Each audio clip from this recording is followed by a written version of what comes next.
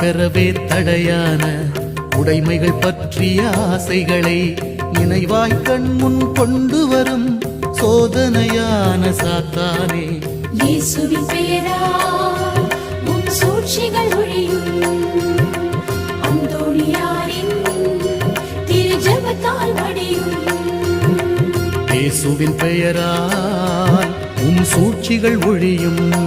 பெரிய அந்தோணியாரின் திரு ஜெபத்தால் மடியும்.